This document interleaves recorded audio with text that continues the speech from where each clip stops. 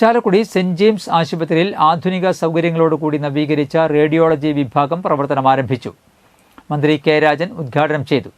ഇരിഞ്ഞാലക്കുട രൂപതാമെത്രാൻ മാർ പോളി കണ്ണുകാടൻ അധ്യക്ഷത വഹിച്ചു.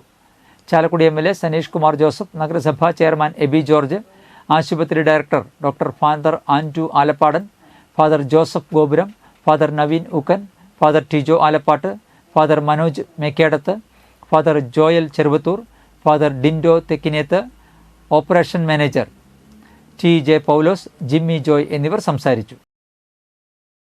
ഒരു റേഡിയോളജി ഡിപ്പാർട്ട്മെന്റ് ആരംഭിക്കുക. ബഹുമാനപ്പെട്ട ആൻഡ്രുവച്ചൻ സ്വാഗതത്തെ സൂചിപ്പിച്ചു പോലെ ഈ ഹോസ്പിറ്റല് ക്രിസ്തുവിൻ്റെ സൗഖ്യദായകമായ ശുശ്രൂഷയിൽ പങ്കുപറ്റി ആ ശുശ്രൂഷ ഇന്നത്തെ തലമുറയ്ക്ക് തുടരുകയാണ് ലക്ഷ്യം വയ്ക്കുന്നത്. 35 വർഷങ്ങൾക്ക്